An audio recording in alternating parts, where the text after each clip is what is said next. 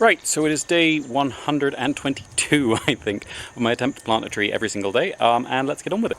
Right, so yesterday I did companion planting one way, which is probably the best way. Today I'm doing it in a slightly more experimental way, shall we say. So, generally speaking, as I talked about yesterday, you want to find companion plants that are as unrelated as possible to your primary plant. And today I am doing that to a little extent, but primarily I'm going the opposite way, because with today's tree, the big issue isn't so much the insects as what the insects could be carrying. So I'm hoping that by tricking them into feeding on something else first, I will break the transition of certain pathogens. So going with a banana today, which I think is Musa x paradisiaca, I might be wrong on that, it'll be up on the screen. It is the variety usually referred to as local banana. Whole bananas do have a sort of true variety because they are fully clonal. They do not have any capacity to breed sexually, so they are all entirely just clones of existing lines.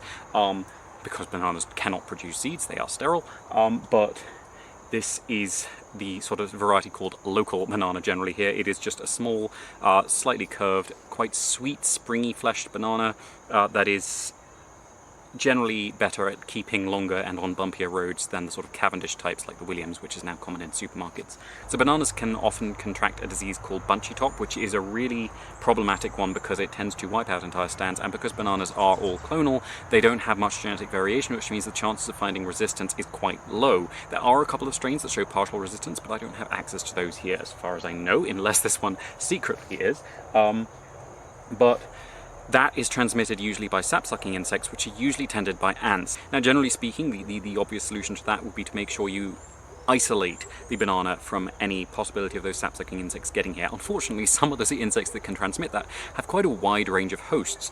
And so I thought one potential approach would be to try and plant something that cannot catch the bunchy top, because there are a whole bunch of close relatives of banana that can, but something just far enough away that it can't catch it, but it's close enough that a lot of the same sap-sucking insects will feed on that, and hopefully then they will sort of eliminate the virus, or at least reduce the viral load and reduce the chance of it getting passed on to the banana. So we're surrounding it with zingiberales, basically, which are the ginger sort of group.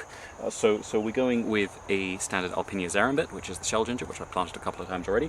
We're also going to be putting in a hedicium, which I don't actually know the sort of common name for it. That'll be up on the screen, and a canna that had popped up because, again, it's reasonably closely related. It's similar structurally, so it should be similar enough that a lot of the same insects will try and feed on it, but hopefully it won't be similar enough that they can necessarily thrive, and it will be different enough that the viruses cannot be transmitted to it, hopefully. Then we're also going to go with a little bit of genetic sort of far out diversity to try and make sure that as many sap-sucking insects as possible bite the wrong thing and die. So we're going to be planting in some Calico prolifera in through those, and then we're going to be putting in probably the only aloe that would tolerate the sort of dense level of vegetation that we have here, which is one of the Aloilempelos, the climbing aloes, which will eventually trail up through this and into the trees around it, hopefully. And we're digging a sort of wider hole than usual, and we're digging it down a little bit more, and we're not putting as much of the soil back in as I would usually, because with this in particular, especially planting this time of year, I want it to be able to get a lot of water, and watering just on the surface, with most of the things that I planted flat, that's fine. We don't really want them getting waterlogged in the rainy season. Bananas aren't that bothered by waterlogging generally. There is a level of waterlogging that is too much, especially when they're cold, but it's quite hard to get there. It's a lot easier to dig a slight pit, so when you pour water in, you can pour a lot more than you would if it was on a flat surface, because then that would just run off. So now we're going to be able to create a sort of shallow pond here, and that will drain through the sand, keep the banana's roots nice and moist every time I come out and water it. And it will be getting more than a litre because it's going in quite late, quite dry, and so it will need a little bit more than most of the plants are getting weekly. I'm also taking off a few of the leaves just to reduce the water stress while it gets established, because it has had a root injury obviously when I split it off its parent plant. So that should be everything for today. Thank you very much for watching. I hope you have enjoyed it, and hopefully it gave you something to think about. If you didn't enjoy it, sorry, but thank you for watching this far anyway. Please tune in again tomorrow. I will be planting something different. I do have a couple of ideas again, but I'm not sure how they'll play out, so we will see.